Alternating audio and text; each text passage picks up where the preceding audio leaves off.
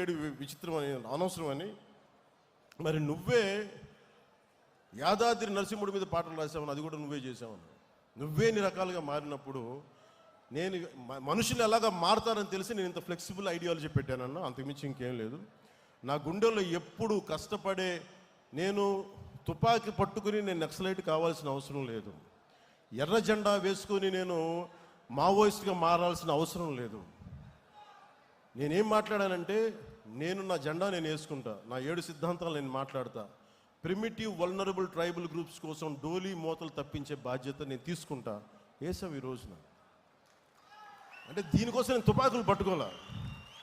దీనికోసం విప్లవాలని పందాన్ని కూర్చొని, విప్లవ పందాన్ని మనం ఏం చేస్తాం? ప్రజాస్వామ్యంలో ఉన్నప్పుడు హింస పని చేయదు, అది అర్థం చేసుకునే ఉంటాం కదా. నేనేం చేశానంటే, ఇట్స్ అ మిడిల్ పాత్, ఒక మిలిటెంట్ అప్రోచ్ కావాలి. ప్రజాస్వామ్యబద్ధంగా తుపాకీ పట్టుకోకుండా, అక్కడ పట్టుకున్న మన జెండా కర్రే ఆయుధం అవసరమైతే, మన గుండెల్లో ఉన్న మాటే తూట అవ్వాలి. మార్పు ఎందుకు రాదు? ఇందాక మీరు రియా గారి మాట వింటున్నారు, పాలకుల నుంచి వీర మహిళ. అర్ధరాత్రి 12 గంటలకి ఒక ఇంతమంది మగవాళ్ళు మధ్యలో, ఆ పార్టీ మగవాళ్ళందరూ కూర్చోబెట్టి నేను చంపేస్తామంటే, ఒంటరి మహిళల కూర్చొని 3 గంటల సేపు పోరాటం చేసిందంటే ఎంత సత్తా ఉండాలి, ఎంత ధైర్యం ఉండాలి, ఎలాంటి ధైర్యం నింపుకున్నారు. దేనికి అంటే, మనం నిలబడతాం, మన సిద్ధాంతాల మీద అంత పట్టుదల, అంత బలం, ఇవన్నీ చేయడానికి కదా మనం నిలబడి ఉంది ఇక్కడ. ఇవన్నీ ఎలా ప్రూవ్ చేయాలంటే ఒక దశాబ్దం నడవాలి దీని మీద. పవన్ కళ్యాణ్ కూర్చోబెట్టి ఇక్కడ మనకి నోటెల్ హోటల్లో ఆపేస్తే, చంపేయడానికి పోలీసులు తీసుకెళ్ళడానికి ప్రయత్నాలు చేస్తే మేమేం భయపడలే. చెయ్యి. మా కార్యకర్తల మీద, ఇప్పుడున్న విజయ్ కుమార్ గారి మొత్తం నాయకులందరి మీద, సందీప్ పంచకర్ల మీద, అందరి మీద మన సందీప్ గారి మీద మీ కేసులు 307 కేసులు పెట్టారు. 15 మంది ఉత్తి పుణ్యానికి భరించామని. అక్కడ మనం కూర్చోబెట్టి అమరావతిలో ధర్నా చేస్తామంటే కూర్చోబెట్టి మేము దాడులు చేస్తూ ఉంటారు. ఇప్పటం కోసం వెళ్దామంటే మీరు కూర్చోబెట్టి బ్లాకులు చేస్తారు. ఏ రోజు భయపడలా. ప్రధానమంత్రి గారు స్వయంగా నాకు తెలిసినప్పటికీ కూడా, ఇంత ఇబ్బంది పెడుతున్నప్పటికీ కూడా విశాఖపట్నంలో ఒక్క ఫోన్ కాల్ నేను పిఎంఓ ఆఫీస్కి కానీ హెచ్ఎంఓ ఆఫీస్కి కానీ చేయాలి. ఎందుకంటే ఇది మా నేల, మేము పోరాడతాం ఇక్కడ. నేను ప్రధానమంత్రి గారిని, హోంమంత్రి గారిని నేను సహాయం అడిగాను. నా అంత బలహీనుడు ఇంకెవలేడు. నా అలాంటి వాడు పార్టీని మూసేసి వెళ్ళిపోవడం బెటర్. అందుకనే బలంగా తీసుకున్నా. ఉంటే ఉంటాం, పోతే పోతాం, చూద్దాం. వీళ్ళు రౌడీలు అంటే, వీళ్ళందరూ గత పార్టీ పాలకులంతా రౌడీలు అంట, చంపేస్తారంట, మీదకి వచ్చేస్తారంట. అంటే నేను ఒకటే అనుకుంటా, మీరు ఎంత, మావాడు చెప్పాడు ఇందాక, ఎంతమంది వస్తారు రండి, నేను చూస్తాను. ఎంతమంది వస్తారు రండి, నేను ఒక్కనే ఉంటాను రండి. నాలాంటి పిచ్చ మా వాళ్ళందరికీ, మా ఆడపడుచులకి ఉంటుంది, మా జన సైనికులకి ఉంటుంది. రౌడీజం చేయకండి. మా దగ్గర తప్పు ఉందా మేము ఒక సరిదిద్దుకుంటాం. లేదా పాలసీ మాట్లాడతారా, మాట్లాడండి. దౌర్జన్యాలు చేస్తాం, మేము చింపేస్తాం, చంపేస్తామంటే అస్సలు మా ఎన్ని పాత కథలు. మా రక్తం సలసల కాగుతూ ఉంటుంది. మా రక్తం భయపడం. వాటికి క్షేమం కోరుకుంటాం, ప్రజాక్షేమం. భయపడటాలు ఉండవు మా దగ్గర, పోరాటాలే ఉంటాయి. మా ఆడపడుచులు చెప్తా ఉన్నా, నేను మాట్లాడుతూ ఉంటే పేరెంటాలకు వెళ్ళాలి, కానీ పోరాటాలు కూడా చేయాలి. మన సంస్కృతిని పరిరక్షించుకోవాలి. చూశారు కదా, దీపం పట్టుకొని మనం వెళ్ళి కార్తీక మాసంలో ఎలా దీపం వదులుతాం, అలాగే అవసరమైతే కత్తి కూడా పట్టుకోవాలి. అవసరమైతే కత్తి అంటే నా ఉద్దేశంలో నిజం కత్తి కాదు, మాటే కత్తి అనుకోండి.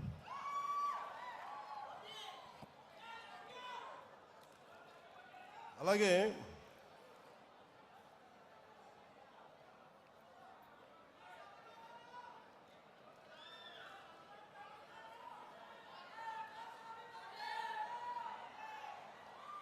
ఇప్పుడు మన ముందున్నది, మనం సాధించగలిగి కొంచెం రోడ్ మ్యాప్ మీకు చెప్తాను. ఎలా మిమ్మల్ని అందరినీ ఒకటి చెప్పి మీకు మళ్ళీ తిరిగి ఇది చెప్పేసి మళ్ళీ మీకు దీనికి వస్తాను. నేను అనుకుంటున్న road map, membership to leadership. ఈరోజు మీరు క్రియాశీలక సభ్యత్వం తీసుకొని మీరు ఒక కార్యకర్తగా, ఒక జన సైనికుడిగా, వీరమహిళగా ఉంటున్నారు. మీరు ఎప్పుడు అలా ఉండకూడదు. మీరు నిత్యం ఎప్పుడు కూడా మీరు ఎదుగుతూనే ఉండాలి. దానికి నేను ఏం చేయాలని ఆలోచిస్తా ఉన్నాను. కింద నుంచి రావాలి నాయకులు అనేవాడు. దానికి నేను ఒక స్ట్రక్చర్డ్ ఫ్రేమ్వర్క్, శివుడి త్రిశూలం, పరమశివుడి త్రిశూలం ఉంటుంది కదా, శక్తి, ధర్మం, రహస్యం, అది ప్రతీక దానికి. అలాగే జనసేన ఇప్పుడు మెంబర్షిప్ కోసం చేయబోతున్నది వెరీ స్ట్రక్చర్డ్ ఫ్రేమ్వర్క్. అలాగే ప్రతి క్రియా సభ్యుడికి గుర్తింపు, నాయకత్వం, భద్రతతోటి ఈ త్రిశూల్ ప్రోగ్రామ్ని మన దసరా తర్వాత స్టార్ట్ చేయబోతున్నాం. అది ఎలా ఉంటుందనేది ఈ కొన్ని ముక్కలు మాట్లాడేసి మీకు తెలియజేస్తాను. ఎందుకంటే ఇది ఇంక మీరు అడగచ్చు, ఇప్పుడు దాకా నువ్వు ఎందుకు చేయలేదు అంటే నేను ఒకటే చెప్తాను. ఇందాక మన విజయనగరం నుంచి మన కుర్రోడు వచ్చి, జనసైనికుడు వచ్చి కూర్చోబెట్టి హుషారుగా మాట్లాడేస్తా ఉంటే నేను చెప్పాను, నువ్వు ఇంట్లో బాధ్యతలు నిర్వర్తించిన వాడు పార్టీకి ఏం చేస్తావు? మీ నాన్నగారు 2 ఉద్యోగాలు చేసి కష్టపడతా ఉంటే నువ్వు వచ్చి నా చుట్టూ తిరిగితే నాకు ఆనందం రాదు. నువ్వు ముందు బాగా చదువుకు, బాధ్యతలు నిర్వర్తించు అంటే ఈరోజు 1.5 లక్ష రూపాయలు సంపాదిస్తున్నానన్నా అని అంటే నాకు అప్పుడు ఆనందం అనిపించింది. నాకు ఇప్పుడు రా, యు ఆర్ వెల్కమ్ అంటే. ఇవన్నీ ఎందుకు చెప్తున్నానంటే, నాకు ఆషామాషిగా గాలికి తిరిగేవాడు వద్దు. నాకు మీ పని, politics is not for business, politics is not for business, politics is not for making money. Politics is to do something, to take the next generation from here till the next step, next level. ఇక్కడి నుంచి ఇంకొక స్థాయికి తీసుకెళ్ళాలి. నేను అలాంటి వాళ్ళు కావాలని కోరుకుంటున్నా. మనం ఇదివరకులా అడవుల్లోకి వెళ్ళలేము. కూర్చోబెట్టి కులం రంగు, మతం రంగు కూర్చొని పోరాటాలు చేయాలి. ఎంతకాలం చేస్తాం? కుల పోరాటాలు ఎంతకాలం చేస్తాం? మత పోరాటాలు ఎంతకాలం చేస్తాం? ప్రాంతీయ పోరాటాలు ఎంతకాలం చేస్తాం? కూడుగుడ్డ కావద్దా? ఉద్యోగాలు కావద్దా? ఉద్యోగ భద్రత కావద్దా? నాకు స్కిల్ డెవలప్మెంట్ కావద్దా? మరి దీనికోసం ఎవరు మాట్లాడతారు? మన కులపోడి చేస్తారు. జరుగుద్ది అక్కడెక్కడన్నా? అలా ఎప్పటికీ జరగదు. మాట్లాడితే కూర్చోబెట్టిన కొంతమంది మాట్లాడుతూ ఉంటే నువ్వు కులం గురించి మాట్లాడదాం. అవునా, నేను కులంలో పుట్టాను, ఏం చేయను దానికన్నా? నేను కులం కోసమే ప్రయాణిస్తే కుల నాయకుని అయ్యేవాడిని కదా. నేను కులం కోసం ఒక్కదానికి రాలేదు. నేను సంపూర్ణ మానవాళి కోసం వచ్చాను. జాషువా విశ్వనరుడు అన్న కాన్సెప్ట్ని గుండెల్లో పెట్టుకొని వచ్చాను నేను. సో అన్ని కులాలని గౌరవిస్తాం, అన్ని ప్రాంతాలని, మతాలని గౌరవిస్తాం, కానీ తప్పులు జరుగుతున్నప్పుడు సరిదిద్దుతాం. ఈ ఆలోచనతో వచ్చాను. అందుకని నేను ఎందుకు ఈ ప్రక్రియ మొదలుపెట్టానంటే, వేదిక పైన ఉన్న నాయకులందరికీ మీ విలువ తెలియాలని ఈ మీటింగ్ పెట్టాను. నాకు తెలుసు ఎలాగా, నాయకులు తెలుసు, తెలియని వాళ్ళు ఎవరం కాదు. కానీ ఎంత స్థాయి మీరు గుండెలోని చెప్తే, ఒక ఆడపడుచు 3 ఏళ్ల బిడ్డను తీసుకొని నోవాటెల్ హోటల్లో కూర్చొని మా అన్న వస్తాడు, మా అన్నకి ఏం కాకూడదనంటే, ఒక ఆడబిడ్డ భద్రతను వదిలి వచ్చింది తన అన్న కోసం అని అంటే, అది ఆ రోజు ఏదో మన సినిమా కాదు అది. ఓకే, మీరంతా నా కోసం రండి, మేము ఎదుగుతాం, అలా కాదు. మీరు ఎదగడానికి మేము కష్టపడాలి. అందుకే నేను నడిచి చూపించాం.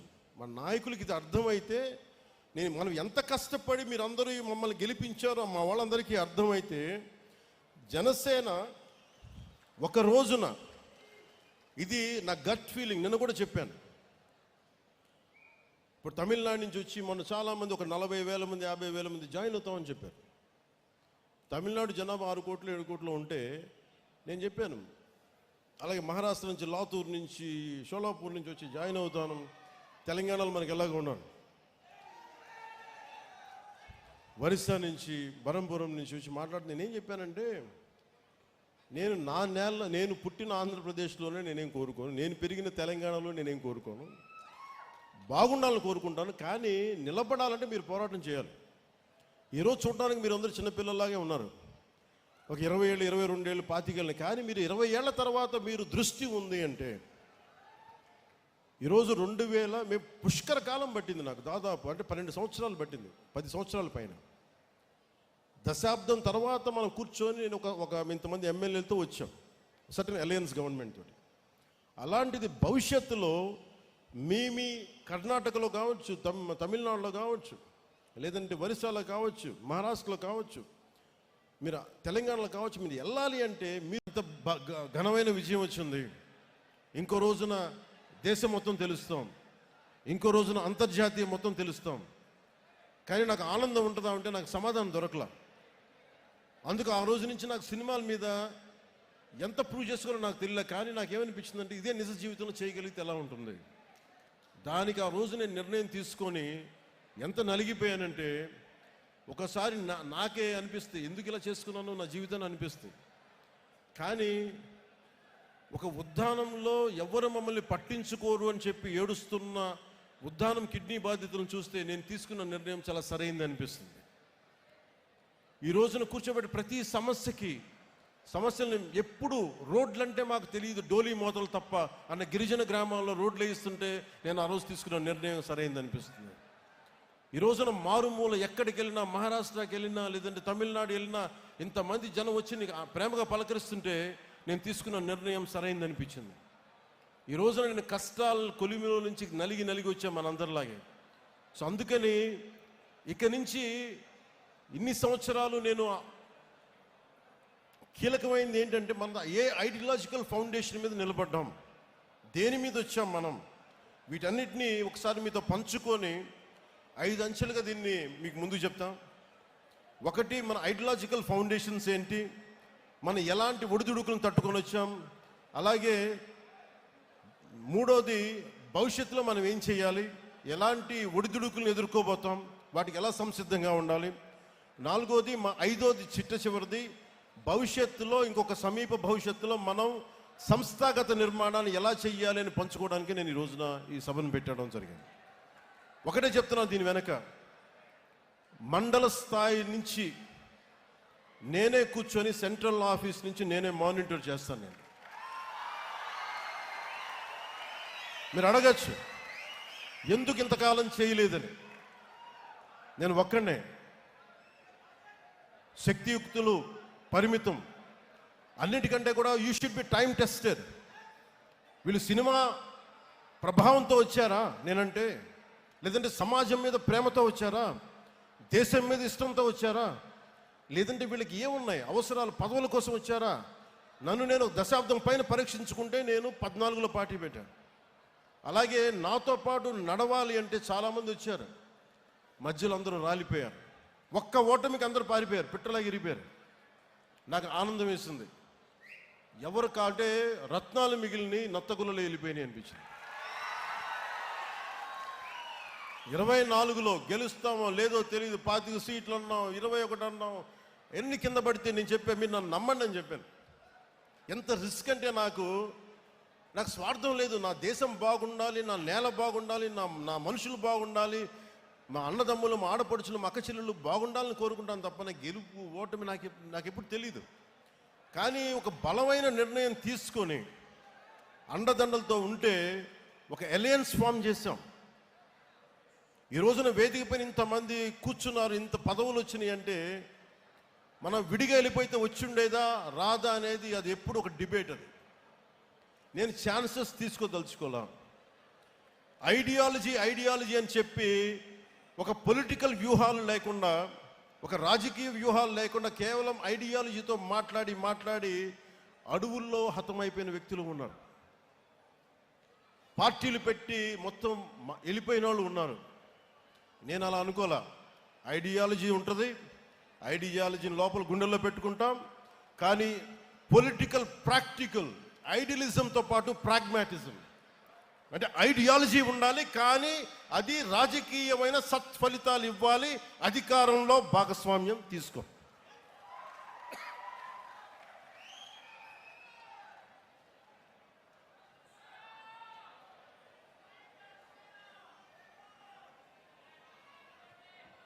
అంటే ఇవన్నీ చేసేటప్పుడు ఎలా ఉంటుందంటే, ఒక పార్టీని నడిపే బాధ్యతలు నడిపే వ్యక్తిగా చాలా ఇబ్బందులు ఉంటాయి. నేనేమనుకుంటానంటే, నేను ఎప్పుడు నిస్వార్థంగానే పని చేసుకుంటూ వెళ్ళాను, సత్ఫలితాలు ఇవ్వాలి, నేను దారి దోపిడీలు చేయలా, కాంట్రాక్టులు తీసుకోవాలా. మరి నా ఉద్దేశం ఏంటంటే మీరందరూ బాగుండాలి, మంచి నిర్ణయం ఉంటుంది, ఇదే నమ్మాను. దానికి తగ్గట్టుగానే మీరందరూ నిలబడ్డారు, నన్ను అర్థం చేసుకున్నారు. 2019 నుంచి 24 వరకు మనల్ని ఎంత నలిపేశారో మీకు తెలుసు. వీడి ఐడియాలజీ ఏంటి? మీ జనసేన పార్టీ ఐడియాలజీ ఏంటి? అసలు మీరు ఏంటి? మీ ఐడియాలజీ ఏంటి? కులాలను కలిపే ఆలోచన ఏంటి? ఏమన్నదని మీకు కులాలను కలిపే ఆలోచన విధానం ఏంటి? మతాల ప్రస్తావన లేని రాజకీయం ఏంటి? భాషల్ని గౌరవించే సాంప్రదాయం, సంస్కృతులను కాపాడే సమాజం, ప్రాంతీయతను విస్మరించిన జాతీయవాదం, అవినీతిపైన రాజీ లేని పోరాటం, పర్యావరణాన్ని పరిరక్షించే అభివృద్ధి ప్రస్థానం చాలామందికి అపహాస్యంగా నమ్మశక్యంగా ఉండే. కానీ నన్ను నమ్మింది మీరు నమ్మారు. ఎందుకంటే మీరు భవిష్యత్తును మీరు చూశారు, వీళ్ళు చూడాల. నేను చెప్పా, కన్ఫ్యూజన్ మీ పాలిటిక్స్, మీ ఐడియాలజీ. అంటే మీరు ఏం ఒకరోజు ఇది మాట్లాడతారు, ఒకరోజు అది మాట్లాడతారంటే మీరందరూ నిలకడగా మీరు మాట్లాడుతున్నారా? కమ్యూనిజం అని చెప్పిన సోవియట్ రష్యా ఏమైపోయింది? డెమోక్రసీగా మారలేదా సోవియట్ రష్యా? మావోయిజం అని చెప్పి స్టార్ట్ చేసిన రెడ్ చైనా ఏమైంది ఈ రోజున? క్యాపిటలిస్ట్ టెండెన్సీస్ రాలేదా? లేదా క్యాపిటలిజం రాలేదా? బంగారు టాయిలెట్స్ పెట్టుకునే రిచ్ పీపుల్ ఉన్నారు అక్కడ. అంటే ప్రపంచమే ఇన్ని తీరులుగా మారుతున్నప్పుడు అంటే మాకు ఏం అర్థమవుతుంది? చిన్నప్పుడు మేము చదువుకోలేదా? ఈ విమర్శించే మహానుభావులకు మేము కాలేజీలు డిగ్రీలు మేము వెళ్ళలేకపోయిండొచ్చు, కానీ చదువుకున్నాం. మేము ఐడియాలజికల్ బేసిస్ చదువుకున్నాం. ప్రతి పార్టీది సెక్యులరిజం అంటే అర్థం చేసుకున్నాం. ఫాబియన్ డెమోక్రసీ, అరే కమ్యూనిజం, సోషలిజం మీరు మొత్తం అన్ని అర్థం చేసుకున్న తర్వాతే కదా. అంటే ఏ భావన లేకుండా, ఏ ఆలోచన లేకుండా, ఏ ఐడియలిస్టిక్ టెండెన్సీస్ ప్రాక్టీస్ మనకి అవగాహన లేకుండా పార్టీలు పెట్టేస్తామా? అంటే సినిమాలో కూర్చొని డ్యాన్సులు చేసి, సినిమాలో కూర్చొని డైలాగులు చెప్తే వాళ్ళకి అవగాహన ఉండదనుకుంటున్నారా మీరు? అంటే రాజకీయాలు అంటే కూర్చోబెట్టి తెల్లగడ్డలు పెట్టుకొని హుందాగైన జుట్లు దువ్వుకొని సీరియస్గా ఇలా నమ్ముతూ ఇలా అంటే అలా అవసరం లేదు. సినిమాలు చేస్తాం, అన్నీ చేస్తాం, వాటితో పాటు లోపల రగిలే అగ్నిగుండంలా ఉంటుంది మా గుండె. కష్టాల మీద కోపాలు ఉంటాయి మాకు.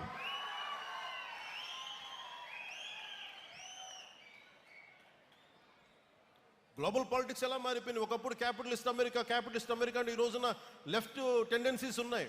లెఫ్ట్ వింగ్ అని మాట్లాడుతూ ఉన్నారు. ఇన్ని దేశాలు ఇన్ని రకాలుగా భావజాలాలను మార్చుకుంటా ఉంటే, ఒకప్పుడు Saudi Arabia completely hard core Islamic country నుంచి ఆడవాళ్ళకి డ్రైవింగ్ లేకపోతే వాళ్ళు మార్చుకుంటా ఉన్నారు. ఆడవాళ్ళకి ఓటింగ్ హక్కు లేకపోతే ఓటింగ్ హక్కు ఇచ్చారు.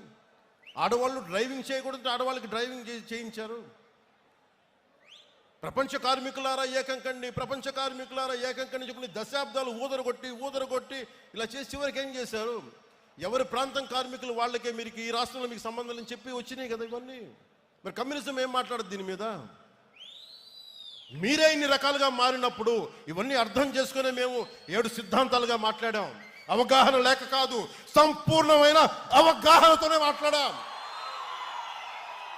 అవగాహన లేకుండా మాట్లాడతామా? ఏమి చదవకుండా వస్తామా? కానీ కాలం నేను ఒక్కని చెప్తే సరిపోదు, నిలబడాలి. నేను ప్రతిపాదించిన సిద్ధాంతాలకి నేనే నలిగి ఒళ్ళు చిట్ల కొట్టుకొని నిలబడి విజయం సాధించి 100% స్ట్రైకింగ్ రేటు కొడితే అప్పుడు ఈ సిద్ధాంతాలను నమ్ముతారు. అందుకే నేను నిలబడి చూపించాను. నాతో పాటు మీరు కూడా నిలబడినందుకు మీ అందరికీ కోటి దండాలు పెడుతున్నాను ఈరోజు.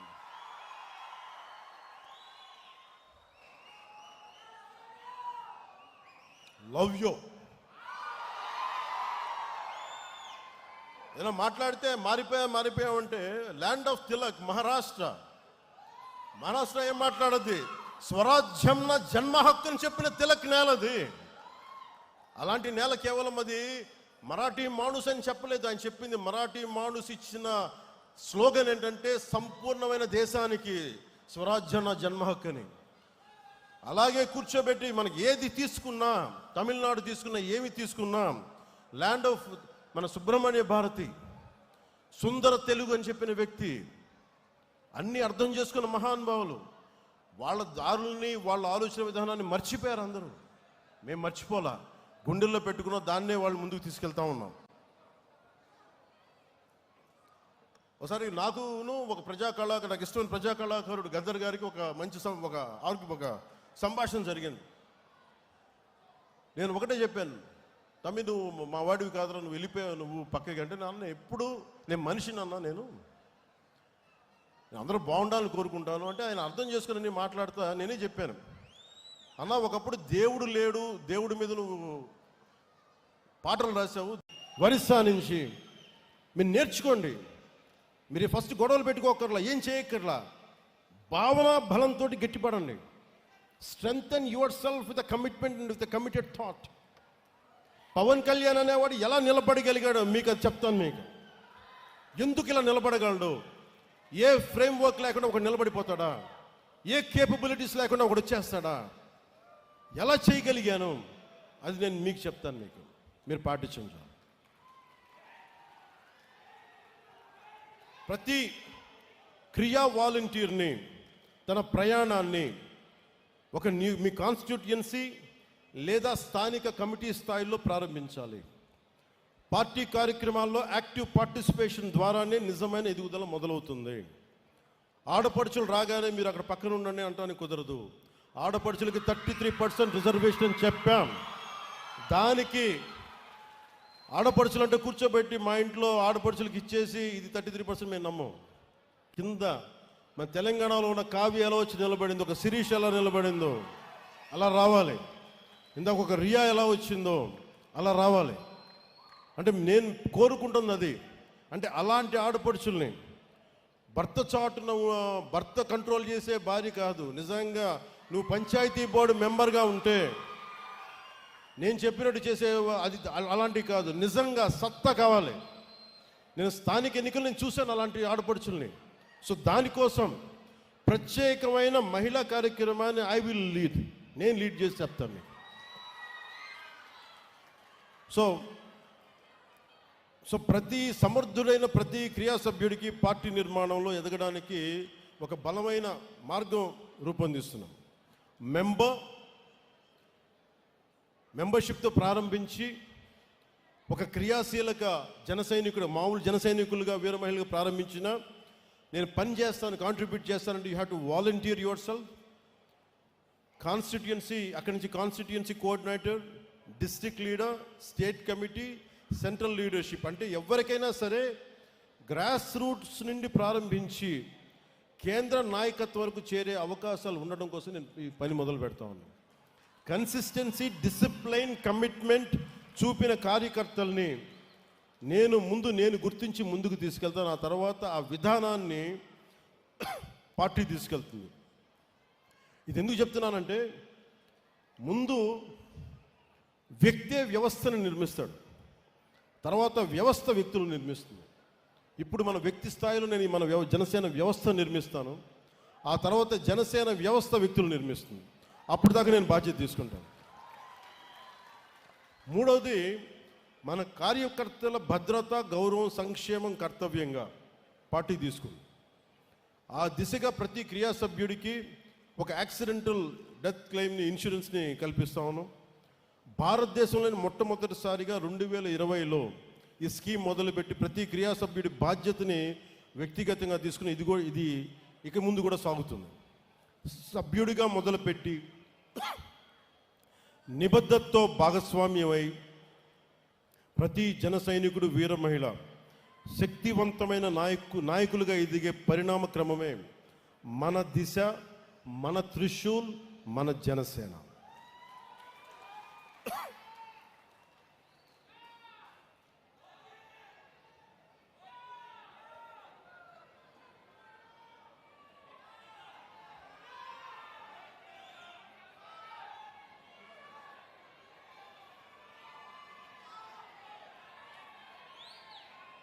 అలాగే మెయిన్గా మీకు కెపాసిటీ బిల్డింగ్ ఎలా క్రియేట్ చేయాలి, ఒక leadership development program, workshops and seminars, capacity building platforms, exposure and networking to interact with other leaders, ఒక కంటిన్యూస్ లెర్నింగ్, ఎప్పటికప్పుడు పొలిటికల్ క్లాసెస్, వస్తున్న సామాజిక ఈ ఛాలెంజెస్ని ఎలా ఎదుర్కోవాలి, ఇవన్నీ కూడా మీకు ట్రైనింగ్ తీసుకోబడతాయి.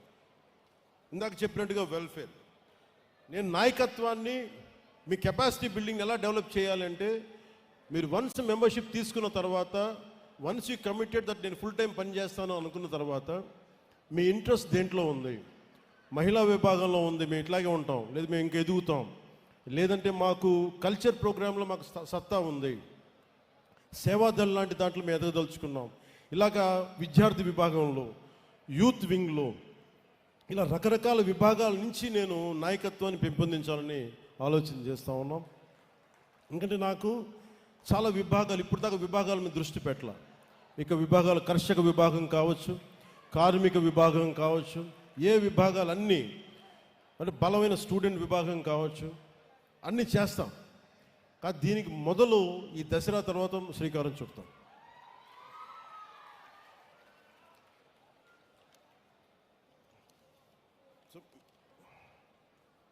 మీరు చేసిన ఇది మేమేం చేయగలిగామంటే, ముఖ్యంగా మన విశాఖకి మీరు కనుక నిలబడకపోయినట్టు ఏం జరిగింది, విశాఖ ప్రైవేటైజేషన్ అయిపోయేది. కానీ ప్రైవేటైజేషన్ ఆపాం మనం. విశాఖ ఉక్కు తెలుగు ప్రజల మనోభావాలతో కూడుకున్నది అని తెలిపిన మొదటి పార్టీ జనసేన. 31 అక్టోబర్ 2021లో స్టీల్ ప్లాంట్ ప్రాంగణంలో బహిరంగ సభ, స్టీల్ ప్లాంట్ కోసం దీక్ష. ఈ రోజున నిధులు 24-25లో 8,622 కోట్లు కేంద్ర ప్రభుత్వం నరేంద్ర మోదీ గారి నాయకత్వంలో విడుదల చేసింది. 25-26లో 3,295 కోట్లు మనకి దీనికి విడుదల చేసింది. Visakhapatnam railway zone, south coastal railway zone, NDA ప్రభుత్వ కృషి. గత ప్రభుత్వం కనీసం భూమి కూడా ఇవ్వలేదు, మనం దీన్ని ముందుకు తీసుకెళ్ళాం. పోలవరం ప్రాజెక్ట్ ఆంధ్రప్రదేశ్కి జీవనాధారం. 12,157 కోట్లు 24-25లో, 5,936 కోట్లు 25-26లో ప్రాజెక్ట్ని త్వరగా పూర్తి చేసి తాగునీరు మరియు సాగునీరు అందించడం. ఇవన్నీ చేయగలిగామంటే ఒక ఐడియలిజంతో పాటు ప్రాగ్మాటిజం అన్నాం కదా, అంటే ఒక ఐడియాలజీతో మాట్లాడి ఏదో గాలికి వెళ్ళిపోయేలా కాకుండా దాని రిజల్ట్ చూపిస్తే ఇప్పుడు మీకు చెప్పినాయి. అలాగే తల్లికి వందనం అని చెప్పి దాదాపు ఏడాదికి గౌరవ ముఖ్యమంత్రి శ్రీ నారా చంద్రబాబు నాయుడు గారు మేమందరం కమిట్ అయ్యి మేము చెప్పినవి, తల్లికి వందనం ఏడాదికి 67,27,00,000 తల్లులకి 8,745 కోట్లు జమ చేశాం. దానికి చొక్కాలు చించుకోవాలా, జబ్బలు చరుచుకోవాలా, గుండెల్లోకి స్పృశించాం. మమ్మ తల్లి మీకు ఉన్నామని చెప్పడానికి. దీపం 2 పథకం ద్వారా 2 విడతల్లో నాదెండ్ల మనోహర్ గారు సివిల్ సప్లైస్ మినిస్టర్, గౌరవ ముఖ్యమంత్రి శ్రీ చంద్రబాబు గారి నిర్దేశకత్వం, ఆయన నాయకత్వంలో 1 కోటి ఉచిత గ్యాస్ సిలిండర్లు ఇచ్చి 5 ఏళ్లలో ఏడాదికి 3 సిలిండర్లు చొప్పున దాని ఖర్చు 13,423 కోట్ల రూపాయలను ఖర్చు చేస్తాం. ఆగస్టు 15వ తారీఖు నుండి స్త్రీ శక్తి పథకం ద్వారా మహిళలకు, బాలికలకు, ట్రాన్స్జెండర్స్ కూడా 5 రకాల ఆర్టీసీ బస్సుల్లో రాష్ట్రమంతటా ఉచితంగా ప్రయాణించే సదుపాయం కల్పించే ఈ పథకం కోసం 2,000 కోట్లకి ప్రభుత్వం ఖర్చు చేస్తూ ఉంది. నేను పంచాయతీరాజ్లో ఉండి మైనర్ పంచాయతీలకి, జాతీయ పండుగలకి ఒకప్పుడు స్వాతంత్ర దినోత్సవం, రిపబ్లిక్ డే అంటే 100 రూపాయలు ఇచ్చేవాళ్ళు, 200 రూపాయలు ఇచ్చేవాళ్ళు. అలాంటిది నేను వచ్చి, ప్రభుత్వం వచ్చి 10,000ని 100ని 10,000కి పెంచాం, 250ని 25,000కి పెంచాం. ఒకే రోజు 13,326 గ్రామ పంచాయతీలో గ్రామ సభలు నిర్వహించాం. ప్రపంచం రికార్డు సాధించాం. పల్లె పండుగ ద్వారా ఒకే సంవత్సరంలో 4,000 కిలోమీటర్ల సీసీ రోడ్లు, 22,500 మంది 22,500 మినీ గోకులాలు, 1,00,000 నీటి కుంటలు, 1,50,000 నీటి తొట్లు పూర్తి చేశాం. గ్రామీణ ఉపాధి హామీ పథకం ద్వారా 75 లక్షల ఉపాధి శ్రామికుల్ని గ్రామాల్లోనే ఉపాధి కల్పించి ప్రమాద పరిహారాన్ని 50,000 రూపాయల నుండి 4 లక్షలకి పెంచాం. అడవి తల్లి బాట కింద కొండ ప్రాంతాల్లో 1,005 కోట్లతోటి 625 గిరిజన గ్రామాలను అనుసంధానిస్తూ 1,069 కిలోమీటర్ల రోడ్ల నిర్మాణానికి ప్రధానమంత్రి న్యాయ మహా అభియాన్ పిఎం జన్మన్ ఉపాధి హామీ పథకం కింద రాష్ట్ర నిధులతో శ్రీకారం చుట్టాం. జల్ జీవన్ మిషన్ కింద 5 జిల్లాల్లో 5 కొత్త ప్రాజెక్టులని 7,910 కోట్లతోటి ప్రారంభించి 1,20,00,000 మందికి 30 ఏళ్ల పాటు తాగునీటి భద్రతని ఈ కూటమి ప్రభుత్వం నారా చంద్రబాబు గారి నాయకత్వంలో దీన్ని కల్పించబోతున్నాం. అంటే ఇవన్నీ మీకు ఎందుకు చెప్తున్నానంటే, 2 చోట్ల ఓడిపోయి మీరు ఏమీ కాలేదు అని అనుకుంటే మనం నిలబడితే ఎలా సాధించామని చెప్పడానికి చెప్తున్నాను. సో విజయం ఎంత పెద్దదైనా దాని వెనుకున్న ప్రయాణం మన విజయాన్ని మనకి నిర్వచిస్తుంది. Adversity reveals the true character. So నేను మీ నుంచి ఆశిస్తుంది ఒకటే కోరుకుంటా ఉన్నాను, మీరు నిలబడటానికి సిద్ధంగా ఉంటే నేను మీ వెన్నంటే నిలబడడానికి సిద్ధంగా ఉన్నాను, మిమ్మల్ని నడిపించడానికి నేను సిద్ధంగా ఉన్నాను. అందుకని మీ అందరికీ పేరు పేరున ధన్యవాదాలు తెలుపుకుంటూ, అలాగే ఈ సభకి వచ్చేటప్పటికి గురజాడ వారి ఇల్లు, విజయనగరం ఉన్న గురజాడ వారి ఇల్లు హిందూ బ్యూరోలో ఆర్టికల్ పడితే అది నా దృష్టికి పట్టుకొచ్చారు. గురజాడ గారి గ్రాండ్ సన్ గురజాడ వెంకటేశ్వర ప్రసాద్ గారు, ఆయన వైఫ్, ఆయన గౌరవ సతీమణి శ్రీ జి ఇందిరా గారు పోస్ట్ కార్డ్ మూవ్మెంట్ స్టార్ట్ చేసి మాకు దృష్టికి పట్టుకొచ్చారు. 150 సంవత్సరాలు ఉన్న గురజాడ గారి ఇంటిని దీన్ని రెనోవేషన్ చేయాలి, అలాగే దానికి అడ్జసెంట్, దానికి ఎదురుగా ఉన్న వేకెంట్ ల్యాండ్లో ఆడిటోరియం పెట్టాలి, ఆయన వర్క్స్ అన్నిటినీ కూడా డిజిటలైజ్ చేయాలి అంటే ఖచ్చితంగా నేను మీకు మాటిస్తామని సభాముఖంగా అది జరిగి తీరుతుందని ముందుకు తీసుకెళ్తామని తెలియజేసుకుంటూ, అలాగే చాలామంది రచయితలు చీకటి దివాకర్ గారు, ఏపు విజయ్ కుమార్ గారు, జక్కు రామకృష్ణ గారు, ముళ్ళపూడి సుభద్ర గారు, గుల్లపల్లి జైపాల్ గారు, మీరందరూ దీనికి మద్దతు తెలిపి మా దృష్టికి తీసుకొచ్చిన మీ అందరికీ మరోమారు ధన్యవాదాలు తెలుపుకుంటూ సెలవు తీసుకుంటూ,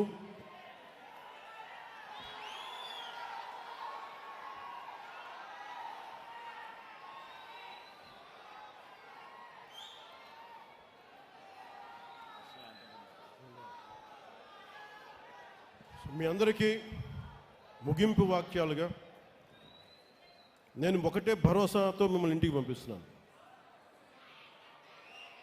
దశాబ్ద కాలం మీరు నాకు ఇవ్వండి, మిమ్మల్ని నాయకులుగా దేశ నిర్మాణంలో మిమ్మల్ని కీలకమైన వ్యక్తులుగా చేసే బాధ్యత నేను తీసుకుంటాను. ఈ ధైర్యంతో ఇంటికి వెళ్ళండి.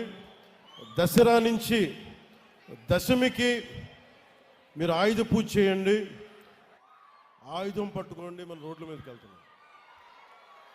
బలంగా దేశ నిర్మాణం కోసం, పునర్నిర్మాణం కోసం, దేశాన్ని బలోపేతం చేయడం కోసం మనస్ఫూర్తిగా కలిపి అడుగులేద్దాం.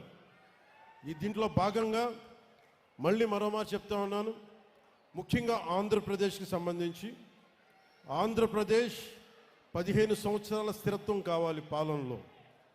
ఈ కూటమి చాలా బలంగా ఉండాలని నేను మనస్ఫూర్తిగా కోరుకుంటా ఉన్నాను.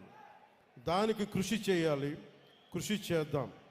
చిన్నపాటి తప్పులు ఒప్పులు ఏదైనా ఉంటే దాన్ని నేను కూర్చొని ప్రత్యేకించి అవసరమైతే గౌరవ ముఖ్యమంత్రి నారా చంద్రబాబు నాయుడు గారితో మాట్లాడి, వారి తెలుగుదేశం పార్టీది కూడా మాట్లాడి ఏదైనా తప్పు ఒప్పులుంటే సరిదిద్దే బాధ్యత కూడా నేను ముందుండి నేను తీసుకుంటాను. ఆ మాట మీకు ఇస్తున్నాను. అంతేగాని చిన్నపాటి కోపతాపాలతోటి మనం ఏదైనా తప్పులు చేస్తే ప్రజలు నష్టపోతారు, రాష్ట్రం నష్టపోతుంది, తద్వారా దేశం నష్టపోతుంది. మళ్ళీ అరాచక పాలన, చీకటి రోజులు వస్తాయి. దాన్ని దృష్టిలో పెట్టుకొని మనందరం కలిసికట్టుగా ఒకటే నినాదంతో ముందుకెళ్దాం. దేశం బాగుండాలి నినాదంతో ముందుకెళ్దాం. సో మీ అందరికీ మరోమారు క్షేమంగా ఇంటికి వెళ్ళండి. మీ పెద్దలకి నా నమస్కారాలు తెలపండి. ఆడపడుచులు మీరందరూ జాగ్రత్తగా ఇంటికి వెళ్ళండి. మీ పిల్లలకి ప్రతి ఒక్కరికి నా ప్రేమపూర్వకమైన ఆశీస్సులు తెలియజేయని మనస్ఫూర్తిగా తెలియజేసుకుంటూ, మహారాష్ట్ర, కర్ణాటక, తమిళనాడు, ఒరిస్సా నుంచి వచ్చిన జన సైనికులందరికీ కూడా మీరు క్షేమంగా మీ గమ్యస్థానాలు చేరాలని మనస్ఫూర్తిగా కోరుకుంటూ, అలాగే మీ అందరికీ ప్రతి ఒక్కరికి పేరు పేరు ధన్యవాదాలు తెలుపుకుంటూ, ఒకసారి జాతీయ వందనంతో మనం జాతీయ వందనం రాబోతుంది. జాతీయ గీతానికి ఒకసారి వందన సమర్పణ చేసి అందరం నుంచోండి, దయచేసి అందరం నుంచోండి. जनगण मन अधिनायक जय हे भारत भाग्य विधाता, पंजाब सिंध गुजरात मराठा द्राविड उत्कल बंगा, विंध्य हिमाचल यमुना गंगा उच्चल जलधि तरंगा, तव शुभ नामे जागे, तव शुभ आशीष मागे, गाहे तव जय गाथा। जन गण मंगलदायक जय हे भारत भाग्य विधाता, जय हे जय हे जय हे जय जय जय जय हे जय हिंद।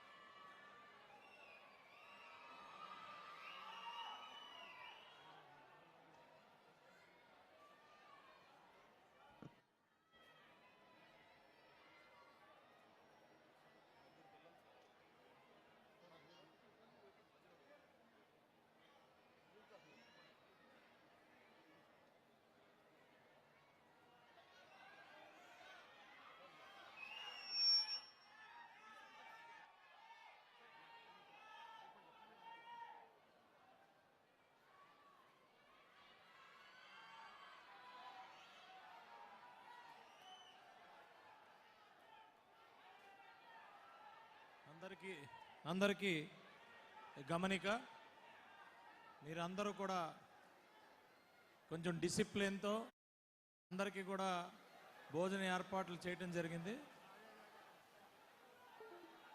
ప్రతి ఒక్కరూ కూడా రైట్ సైడు మీరు బయటికి మెయిన్ గేట్లు దగ్గరలో భోజన ఏర్పాట్లు చేయడం జరిగింది. ఎవరు కూడా తోసుకోకుండా డిసిప్లిన్గా భోజనం చేసి వెళ్ళాల్సిందిగా అందరినీ కోరుకుంటున్నాం.